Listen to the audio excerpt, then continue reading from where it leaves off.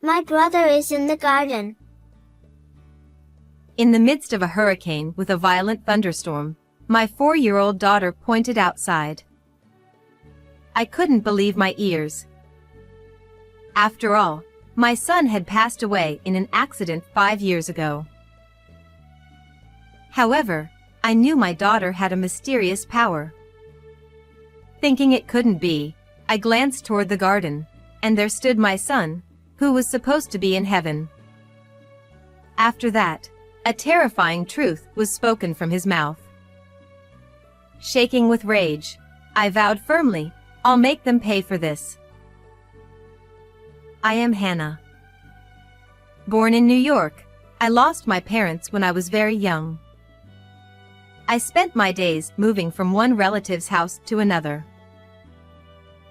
I should learn a skill for a stable life. I decided to study Spanish and started working as an interpreter and translator. Then, 10 years ago, when I was 25, I traveled to the West Coast with a friend from overseas. It was during that trip that I met Tony, who was the same age as me. Welcome to our place. He was the heir of the hotel where we stayed, and he was running it with his mother. Tony, apparently smitten by my fluent Spanish, pursued me relentlessly. My father passed away a long time ago, and it's just me and my mother running the hotel. It would be great if you could become part of our family. Yes, I would love that. Let's make this work together. Overjoyed at the thought of having the family I had always dreamed of, I decided to marry him. And so, I moved to the West Coast to live with my husband and my mother-in-law, Carol, helping them run the hotel. A year after we got married, our son Kevin was born. He had long eyelashes and cried so energetically. Hannah, you gave birth to a boy. You've done so well.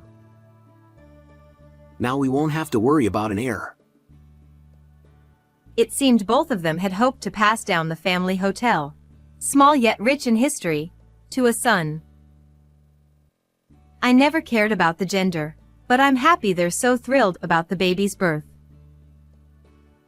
As I smiled, Tony and my mother-in-law were taking turns holding the baby as if competing for him.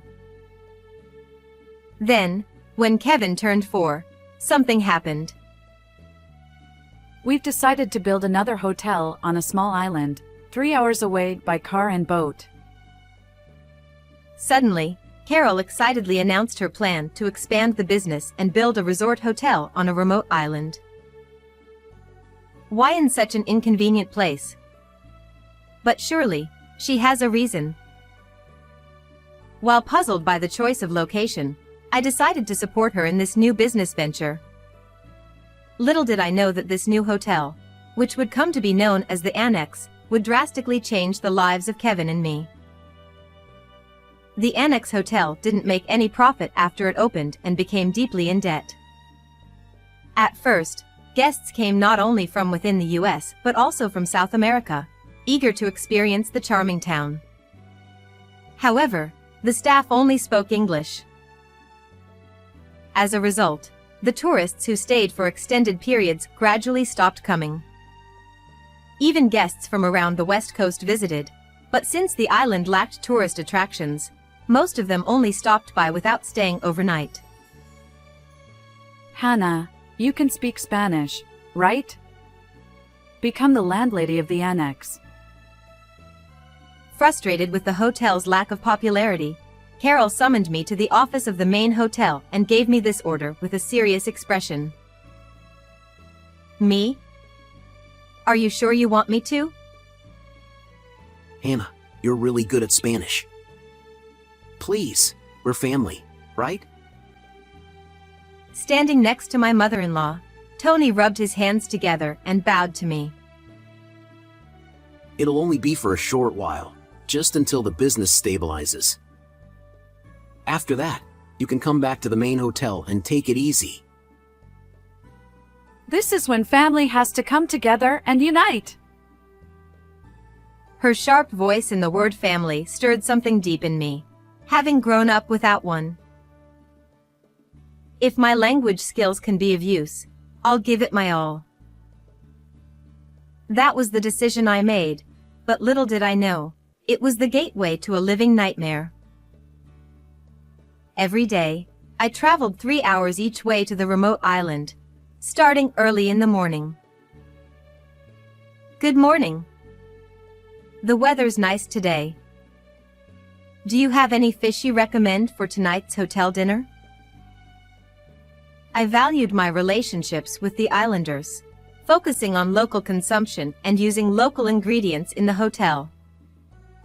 Fishermen and farmers would greet me warmly on the street, saying, "Hannah, you're full of energy again today." I just want, little by little, for this new hotel to be accepted by the islanders and people from around the world. I worked hard, creating a website, consulting with travel agents, and making steady efforts to improve. However, running a business wasn't so easy that immediate results could be seen. Hannah, another month in the red. What are you doing? At the end of every month, Carol would harshly reprimand me. She scrutinized every expense, and if something displeased her, I would endure a 2-hour lecture for each item. Many nights, she yelled at me until late. I can't believe you have no sense for business. You're always making Mom take care of Kevin. You need to take responsibility. I was ordered by Tony and my mother-in-law to cover the deficit using the savings I had built up during my single years. I barely had time to sleep, let alone spend with my son, so I didn't have the energy to argue back. You're driving away the guests with your fancy New York English. Exactly.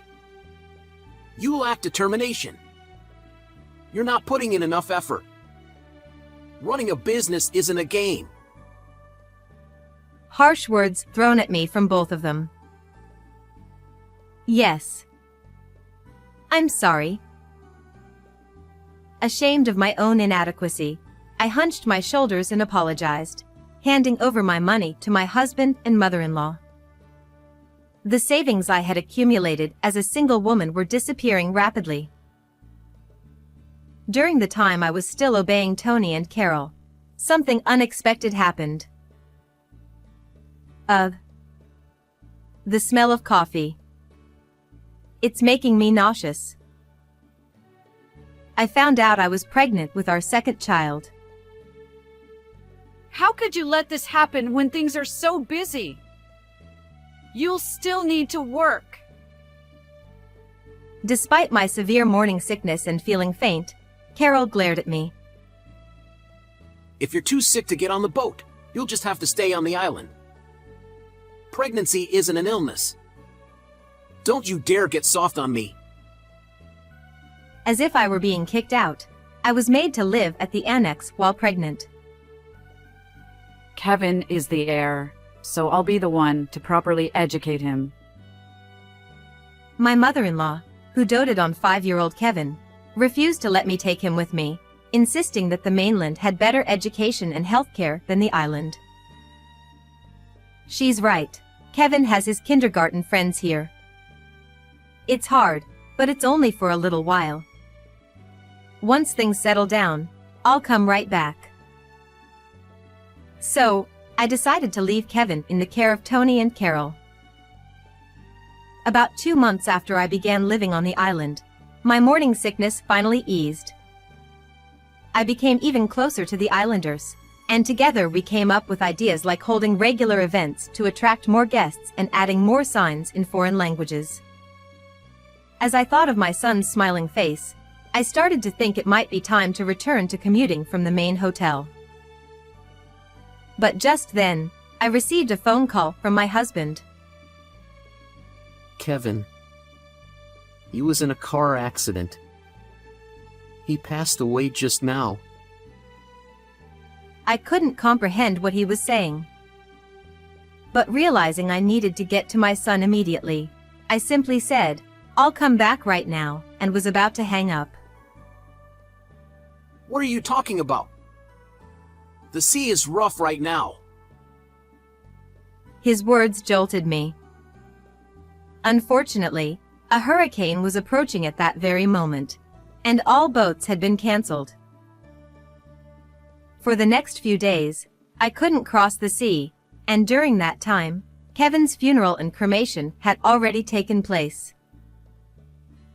We had to rush everything because of the crematorium's schedule. Hearing that over the phone, I was left stunned. But when Tony sent me a picture of our son's memorial photo, reality hit me hard. Kevin ran out into the street. It's our fault. But it's because you didn't discipline him properly, Hannah. Even while I was grieving, Carol blamed me, leaving me utterly lost. If only I had made the hotel successful sooner and stayed by Kevin's side, maybe this wouldn't have happened. Unable to be there for my son in his final moments, I spent my days in tears. Finally, when the boats resumed, I contacted Tony, asking him to pick me up at the port.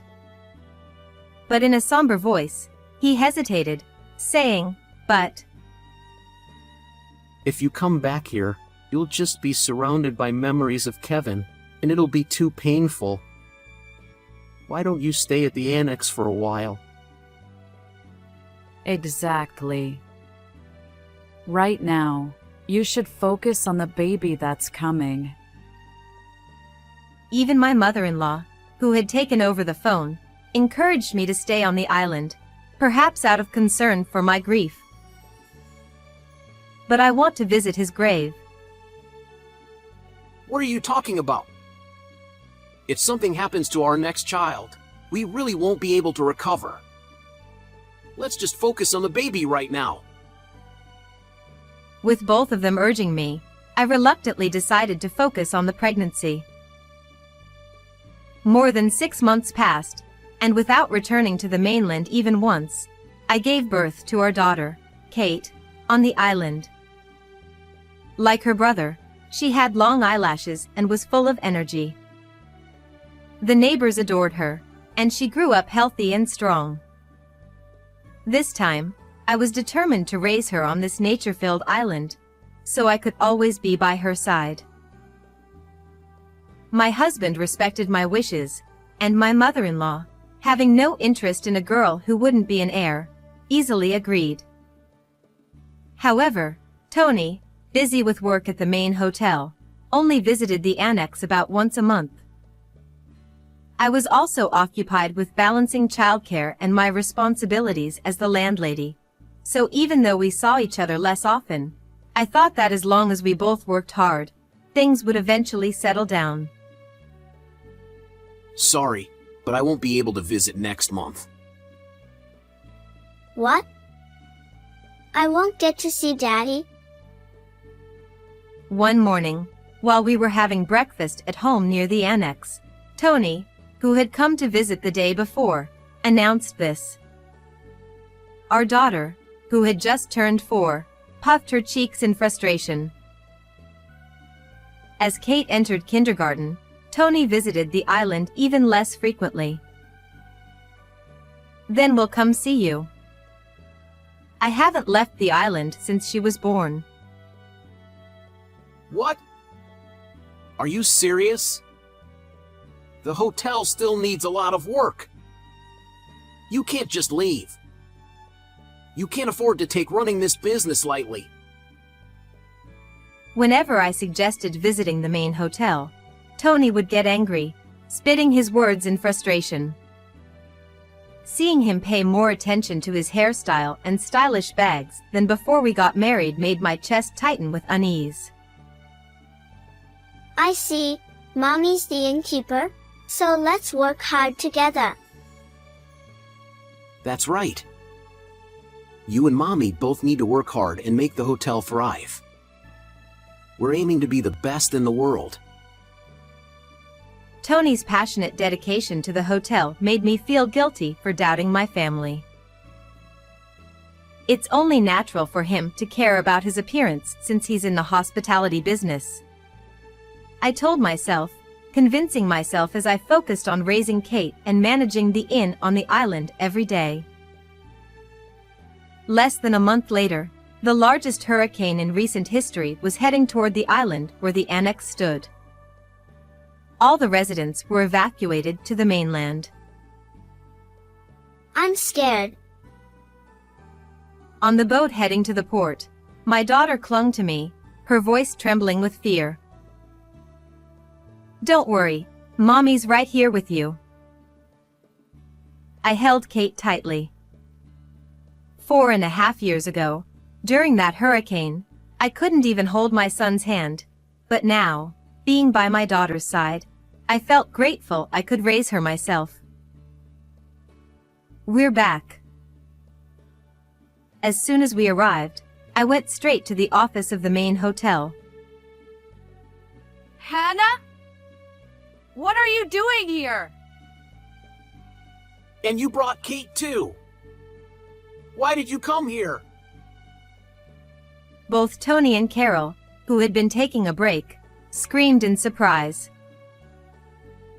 "I'm sorry, but the hotels near the port are either closed or have no vacancies.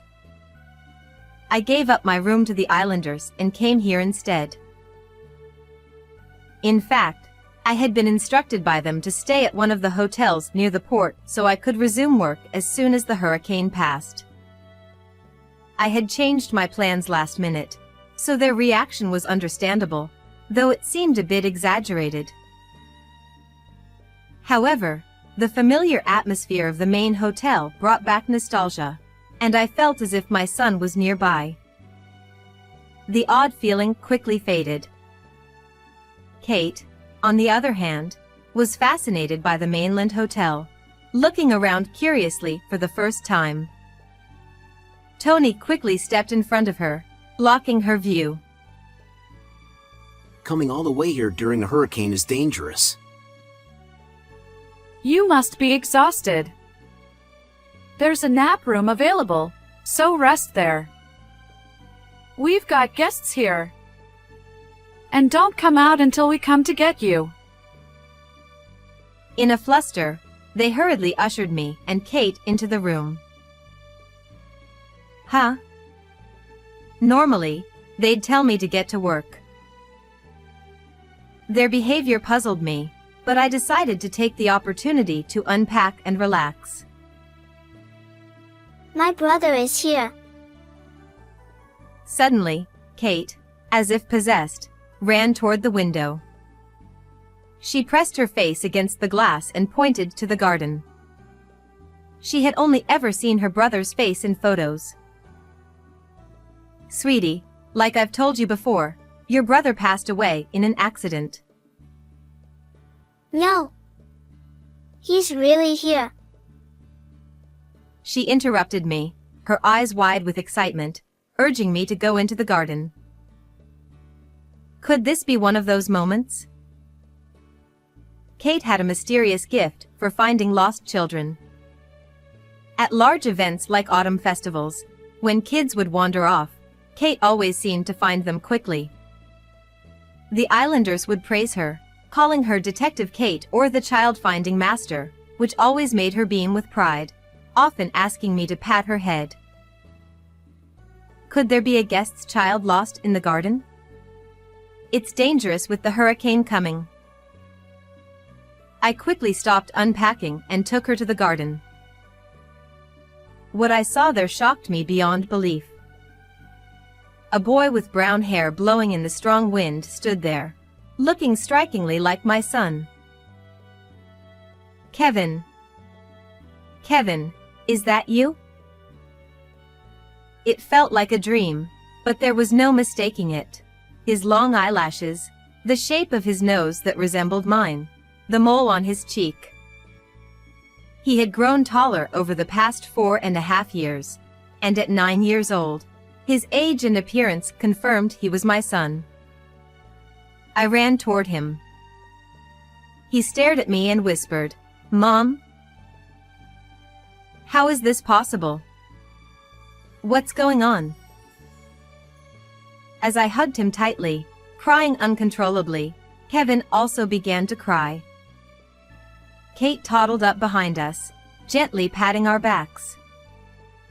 With the wind picking up, I led Kevin to a sheltered spot in the garden to hear his story. What he told me was nothing short of horrifying. What? How could this be? Fury boiled inside me as I listened, and in that moment, I swore I would take revenge. From that point on, I moved with a sense of urgency I didn't know I possessed, preparing for my revenge. I made Kate and Kevin promise to keep quiet about finding him. "I'll rescue you, I promise. Just hang in there a little longer." Both children nodded firmly at my words. I reached out to contacts, setting everything into motion. 2 weeks after reuniting with my son, the hurricane's impact turned out to be less severe than expected, and we were able to hold the scheduled 5th anniversary celebration for the Annex Hotel. All the preparations I made for this day. The large banquet hall was lined with tables and chairs, all ready for the guests. Dressed in a simple gown, I prepared to welcome everyone. For the celebration, I had invited the entire island community who had always supported us. Though Tony and Carol had said, no need to invite people from the mainland since it's so far, I secretly invited them anyway. It was clear why they wanted to keep me isolated on the island, limiting my relationships to the islanders. They didn't want anyone to tell me that Kevin was still alive. Why are people from the main hotel here? Even teachers from the mainland elementary school are here. Seeing familiar faces among the guests, both Tony and Carol shot nervous glances at me, clearly flustered. If you're this shaken up before the event has even started, you're not going to last the rest of it, I thought, hiding a smug smile as I guided the guests to their seats. Thank you all for coming today, I said into the microphone from the host's seat. The islanders responded with cheers and applause, while Tony and Carol stood to the side, nervously eyeing the unexpected mainland guests, worried I might speak to them. Ignoring them, I began showing a video presentation on the large television screen, showcasing the journey of the hotel over the years. It wasn't just about the hotel's development, I also talked about how we had worked hand in hand with the islanders. We organized fireworks shows, night fishing tours, and illuminations to attract domestic visitors, encouraging them to stay overnight rather than just visiting for the day. In the summer and fall, we held regular food and drink events with night stalls. For international tourists, we added multilingual signs and menus so they could enjoy their stay even without speaking the language. Thanks to these efforts, the island regained its vibrancy, and the hotel began to thrive. Over the course of 5 years, the Annex had turned into a profitable business. It was so hard at the beginning. But the people of this island were so kind and supportive, I said, tears welling up as I spoke about the hotel's journey. The islanders, too, dabbed their eyes with handkerchiefs, nodding and smiling. And yet, amidst all this, a tragedy befell my life, I said, my voice lowering as I paused. Tony and Carol, who had been avoiding eye contact, turned to me with frightened expressions. I received word from my family that my son had passed away. A photo of 5-year-old Kevin appeared on the large screen, and Tony and Carol let out a small shriek. The mainland guests started whispering, "Is that Kevin? But he's alive, isn't he?" Seeing the guests murmur, both Tony and Carol turned pale, unable to run from the situation with everyone's eyes on them. They stared at the floor in silent panic. I shot a cold glance at the two of them and displayed the next photo. Kevin, now 9 years old, playing in a park with Tony and Carol. In truth, on the day of the hurricane 4.5 years ago, there had been no car accident. They had taken advantage of the boat cancellations, lied to me about Kevin's death, and secretly raised him on the mainland. Kevin revealed to me on the day we reunited that they had told him I was dead and that he would never see me again. He had no idea he had a sister, Kate, either. Kevin had cried, saying, "I thought I'd never see you again, Mom," and his sobs were swallowed up by the roaring hurricane winds that day. Tony and Carol even fabricated Kevin's memorial photo to deceive me, keeping me and my son apart for 4.5 years. I said, my eyes burning with rage as I glared at the two of them. Carol, sweating profusely, stammered, What a crazy prank, right? Tony, wiping his forehead, muttered, I mean, seriously, who would even do something like that? It's not funny at all. They tried to brush it off, but the mainland guests frowned and whispered, how could they tell such lies, and if they could lie about something like this, maybe the story about the divorce is fake too? Hearing the word divorce didn't surprise me in the slightest. When I invited the mainland guests to the celebration, I had personally called each one, gathering information as I went. I asked them to keep quiet about their invitation, telling them there would be a surprise during the event. In those conversations, I learned shocking details. Tony and Carol had told people that I had cheated on Tony, abandoned Kevin, and disappeared. They had told Kevin I had died, asking the neighbors to keep the secret. You've been telling lies left and right. You wanted to keep me on the island to hide the fact that Kevin was alive. I was shaking with anger, yelling at them. On that hurricane day, when Tony and Carol had insisted I stay in the nap room, they were trying to prevent the neighbors from seeing me, someone who was supposed to be missing. Tony and Carol, realizing their web of lies had unraveled, could only scratch their heads in desperation, realizing how deeply they were exposed. However, I did not ease up on my attack. I displayed photos of my husband flirting with another woman on the large television screen. This time, not only the mainland guests but also the islanders raised their voices in surprise, exclaiming, "That's the daughter of the wealthy Smith family, and so it was Tony who was cheating." Hey! What do you think you're doing? My husband yelled, his face flushed with anger. When he tried to lunge at me, I easily dodged, and he fell flat on his face from the momentum. Since the day I found my son, I had been tailing Tony for the 2 weeks leading up to the celebration, taking those photos. When I told the islanders, I have something I absolutely need to do, they didn't ask any questions and helped me with running the inn and taking care of my daughter. What do you think you're doing? That's my line. You're married, and yet you're deceiving a single woman. Unbelievable. Without missing a beat, I played a recording I had secretly made using a bug I planted in the office Tony and Carol used for their breaks. Hannah's pretty much useless now. I heard my husband say with a laugh. Carol chuckled and added, Her parents' inheritance and the savings she accumulated out of fear of being alone have finally run dry. Then Tony complained, Our marriage was just to get her to pay for part of the new resort's construction. She's pretty much useless now. To that, Carol responded immediately, We'll keep Hannah on the island as a lackey until we find someone new.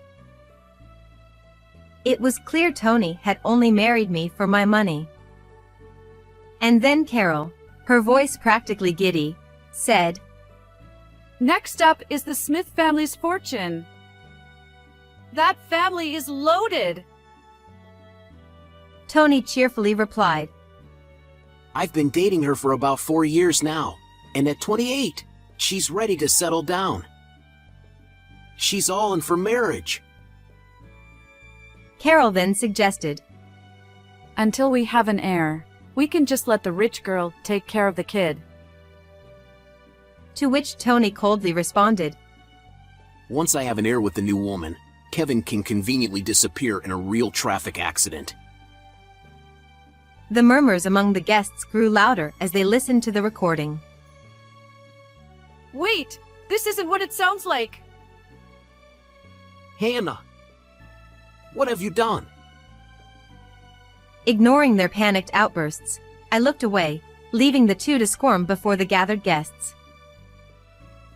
At that moment, the doors to the banquet hall swung open. Jenny, the wealthy heiress whom I had informed about their misdeeds beforehand, stormed in. With a face like a wrathful demon, she marched straight up to the two of them and stood firmly before them. You told me you were divorced, didn't you? In a voice as low as if it had crawled up from the depths of the earth, she grabbed Tony by the collar. And you said you wouldn't have to take care of any kids. What's going on? She brought her face so close it looked like she might headbutt him, then clicked her tongue in disgust. Her intensity was so terrifying that not just Tony, but the entire hall fell silent. What you've done is marriage fraud. The next time we meet, it'll be in court. She shoved Tony with a forceful push. And don't you dare underestimate my father's lawyer. She spat as she walked away. As Jenny sat down in an empty seat in the now eerily quiet hall, I reached into my bag and pulled out a certain document. How the hell do you have that? My husband shouted, panic setting in. It was a loan document.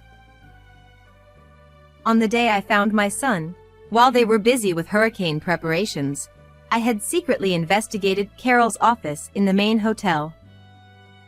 While going through the documents she kept there, I made a shocking discovery. Before Tony and I got married, they had already failed once at building a new hotel.